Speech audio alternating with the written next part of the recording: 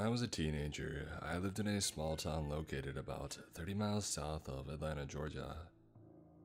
I didn't get my driver's license in my first car until I was almost 20. So between the ages of 16 and 19, I hitchhiked frequently. This was in the early 70s when people still hitchhiked and many drivers were still willing to pick people up, in spite of the dangers and risks both posed to the driver and the rider. For the most part, I never had any trouble with the people who offered me rides, but occasionally, I would get picked up by someone who would totally creep me out. This is a story about one creepy ride I accepted and how 25 years later, I would discover to my great shock that I may have been much luckier at the time than I had ever imagined. This incident occurred sometime in the summer of 1974 when I was 17. At the time, I was a 6-foot-tall, 175-pound, blonde-hair, blue-eyed guy who did not have any trouble connecting with girls for dates. In fact, my story begins with me standing on the side of the highway, with my thumb out as I was trying to get back home after spending the weekend with my girlfriend, who lived in downtown Atlanta. I was traveling south away from the city, and out into the country where I lived with my parents. I recall that I had only had my thumb out for about 15 minutes when a man in a big white Lincoln town car, a very large and expensive car at the time, pulled over. As I walked up to the car, I scanned the inside and looked at the driver, trying to size the situation up as I always did, just to be safe. What I saw was a tidy car with a man in the driver's seat who looked to be in his late 30s or mid-40s, dressed in an expensive suit and tie. He had short black hair, wore black rimmed eyeglasses, and appeared to be rather on the thin side with a gaunt face and dark eyes. I never learned his name, but for the sake of this story, we'll call him Town Car Man.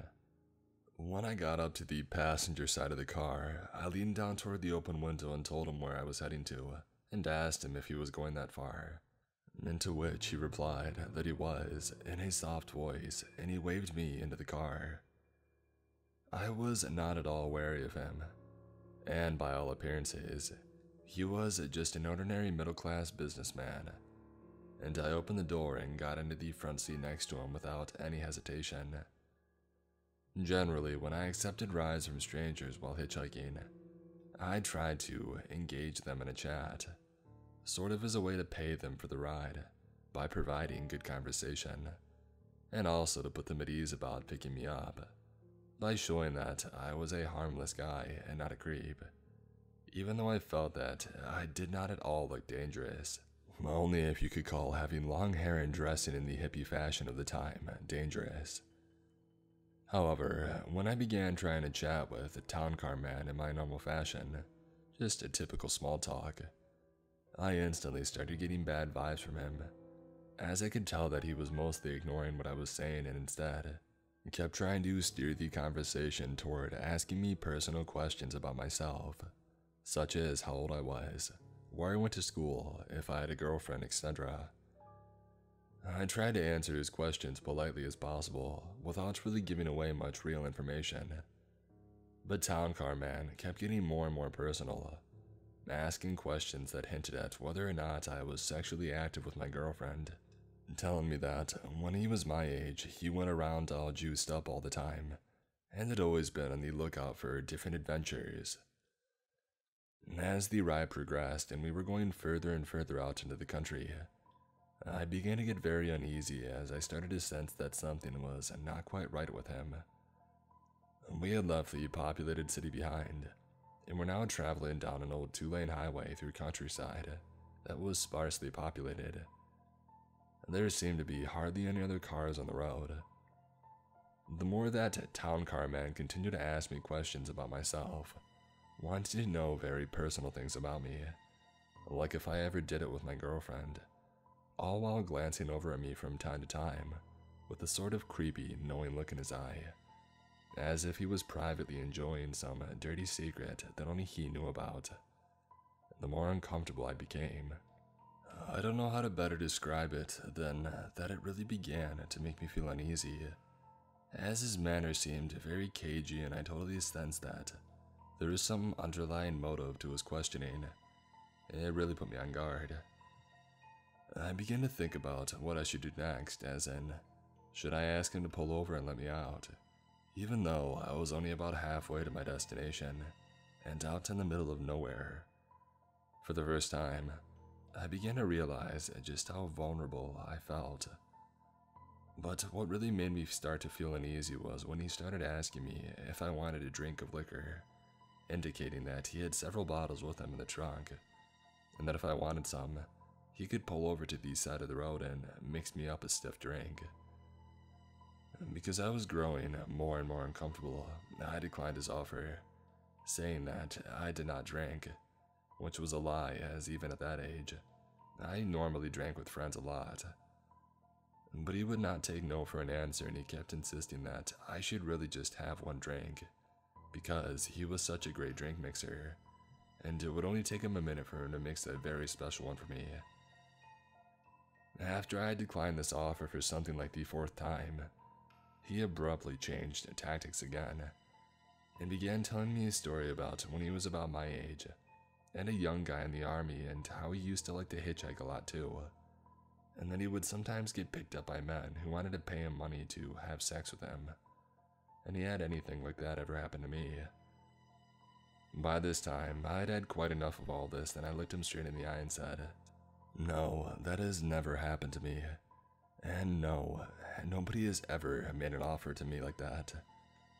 Well, the knowing look vanished instantly from his face, and I could tell that he was totally irked by how I had just reacted to his story.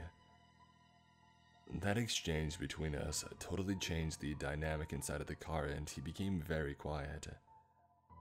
After a few minutes of this uneasy silence, he spoke up and told me that he was turning at the next intersection, and that I would need to get out there, even though he had told me when he had first picked me up that he was going my entire way. At this point, I was actually very relieved and I only wanted to get out of the car. When the car came to a stop, I had just barely gotten out of the car and pushed the door closed when he had stepped on the gas and zoomed off, literally jerking the handle of the car out of my hand. I remember that I stood there watching him drive away until he disappeared down the road, and that my heart was beating very fast. I was both scared and angry at what had just happened. After I had calmed down, I resumed hitchhiking until I got another ride that took me home without further incident. Now fast forward 25 years, it's 1999, and I had all but forgotten about my creepy ride with Town Car Man. I'm on the internet reading through a true crime website when I stumbled upon a story about an ultra creepy guy named Robert Bennett, a man who had been arrested after a series of vicious attacks on men whom he had picked up in his car, drugged, handcuffed, and then set their you-know-whats on fire with a flammable liquid. The attacks took place over a 20-year period, starting around 1968 in the Atlanta area and ending with his arrest in 1991.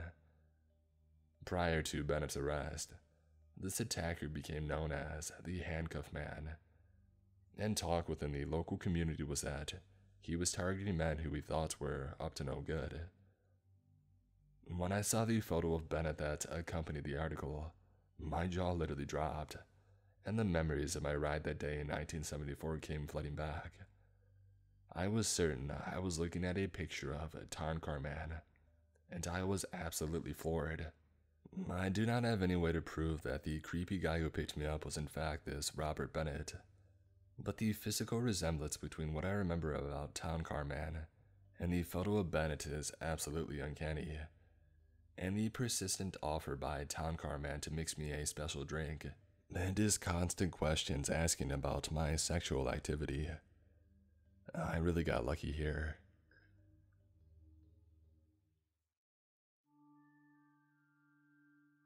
I took in a hitchhiker that turned out to be crazy, as in legit crazy. I won't ever do that anymore, and hopefully, my experience will discourage you to do too. I live in a foreign country, and I don't know about your country's sanitary measures against the epidemic, but at the time, we were no longer confined. It happened in September of this year. I was driving from my parents' house to a friend's apartment near our college campus. It was an hour-and-a-half drive to there. We had plans to spend the week together after not seeing each other for months. Even though the incident is not related to my friends in any way, it just hit me how dangerous it actually was when I started telling them what had happened. I remember one of them saying, "This must have been the worst 45-minute drive of my life." I laughed at it back then, but it hits me now how true it was. I left quite late that day, around 9 p.m., because I remember the sun had already set and I was going to arrive late, which I didn't like. But I was used to the road as I had often taken it. For some context, it was an hour-and-a-half drive, and I would usually stop midway in a McDonald's parking lot to smoke a cigarette before carrying on. This is important for later in the story. I saw the hitchhiker not long after I had left my parents' house. I had driven for about 10 or 15 minutes when I saw him at the exit of a roundabout. It was a tall, slender guy with one of those tiny shoulder bag guys that they wear across the chest. I thought it was a guy in his 20s that had just been dropped by his friends on his way back from a party or something, which was stupid because it was still way too early for a party to end. But that's the first thought that I had, and I immediately felt sympathy, and I stopped. I opened the passenger window and asked where he was going. I realized right away that he was way older than I thought, at least in his 30s. He had a really pale face, and the way he looked at me honestly freaked me out. The guy was going in my direction, to the town where I would be stopping midway to take a break. I don't know what I was thinking, to be honest, but I just responded automatically that it was on my way and that he opened the door. And I had the worst next 45 minutes of my life. I don't mean to be dramatic, but it really went to hell.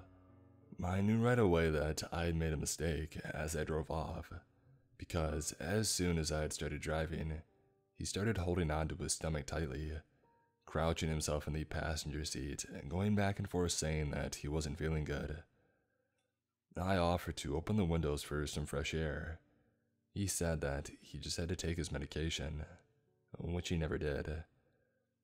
Saying that I felt uncomfortable is an understatement. I remember thinking that I had screwed up and whatever happened, I should not stop under any circumstances. The first thing I did was ask him if he would be okay if I dropped him off at that city's McDonald's. It had a lit parking lot, and there were always people there until midnight, so I could leave immediately onto a fast road.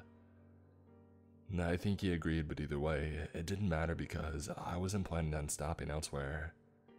I was already freaked out. Thought that I had pretended to focus on the road and tried to appear as calm as I could. And he kept talking during this whole time. I don't remember in what order it happened exactly, but I remember he asked me if he could look at my nails. I had no nail polish, to which I responded I was driving. He apologized and said that I shouldn't worry because he had never done anything bad to anyone before. He told me that his girlfriend was mad at him, wanted to break up with him if he didn't come back. He asked where I was going, what I was planning on doing tonight, if I was planning to have a long hot bath, if I had a boyfriend, how we liked to do it. I said that all of that was private and that I didn't want to answer it. He nodded and said that he was young once too, until he got arrested. And this is not a typo. Young until arrested were his words. He insisted twice that we were followed by cars. Asked me if I smoked. I said no. He offered me a cigarette. I said it was nice, but he didn't have to. He left a cigarette on the board. He took out his phone at one point and wanted to show me a picture of him and a picture of his mom, saying that she was beautiful. I took a quick glimpse and the freaking thing was broken. Like it had multiple straight black lines of broken pixels, and it was reddish on the left and yellowish on the right, which made the picture really creepy. He got mad at that point because I was just taking a quick glimpse. and he started talking louder, saying that I didn't give a crap about what he was saying. I straight up said, "I'm listening, but I can't watch. I'm driving." He calmed down immediately, said he was sorry, and that he wanted to show me another picture. He asked if it was my car, and I said that it was my parents'.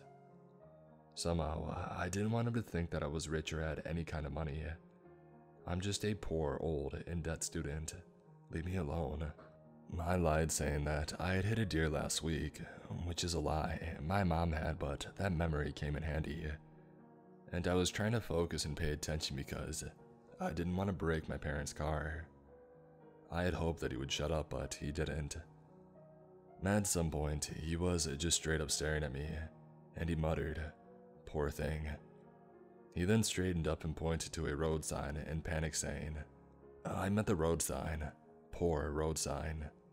Honestly, I think at that point I was thinking if he ever tried anything, I would crash this car and both of us into a tree, because if I couldn't make it out, neither would he. I'm ashamed to say this, but I didn't want him to get out of this so easily. He screamed his name was Archangel Michael. He asked my name and I gave him a fake one. Said something like, "Michael, right?" And he crouched himself again in panic, going back and forth, saying that I shouldn't know his name. I said okay, to be honest, that was the only thing that I would say in the end. When we came to the city where he had to stop, he asked if I could take him to the train station. It was almost 10 p.m. and I knew no trains were running. No lights and surely no other cars or human presence. I told him that we had said he would stop at McDonald's. He nodded. "Oh, yeah." He said that I was nice. Put a coin on the board next to the cigarette. I stopped on the parking lot and I did not park. Just stopped there right in the middle of the way where I felt I was the most exposed. He just left saying, "See you later," and I drove away very fast. I never saw or heard from him again.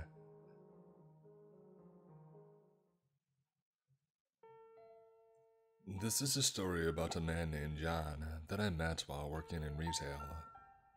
John is an older white man in his mid-50s, well-dressed, well-spoken, shoulder length, steel gray hair and a low ponytail tied back. At the time, I was working at a farm and a pet supply store. I was called over to help a customer look at electric fences and shock collars for dogs, which I am against, but I had to help the customer. I asked him what I could help him with, and he said that he was interested in an electric fence for his dogs, since he had a cabin in the woods and wanted to make sure that they didn't get away. He said, "Oh yes, I'm looking to use this shock collar, maybe on you." Thoroughly creeped out, I tried to laugh it off and tell him, "Oh, no thank you." I finally got him someone who knew more than I did, and thought that that would be the end of it. Of course it wasn't. The next time he saw me, he said, "I've been looking for you. I bought what I wanted. I didn't know what you said. I want to slap you the next time that I saw you." I told him that if he ever hits me, I would absolutely hit him back. So then, a few days later, he told me he would really like to take me out to lunch one day. I politely declined. He would come into the store and look for me. I'd see him before he saw me. But one day, I saw him first. I hid until I thought he had left, but no. He found me back in my department. He said, "Just so you know, I'm not dressed up for you today. I have a meeting with the bank, but if I didn't, I would be taking you out to lunch. You know, I can tell you dyed your hair. You look so beautiful, but that doesn't mean anything to you, does it? I might mean something if you liked me back." He was never banned from the store, even after one of my managers heard him say these things to me. But my coworkers would tell me when he was in the store and help me get away from him until he left. I haven't seen him since I quit, and I am so thankful.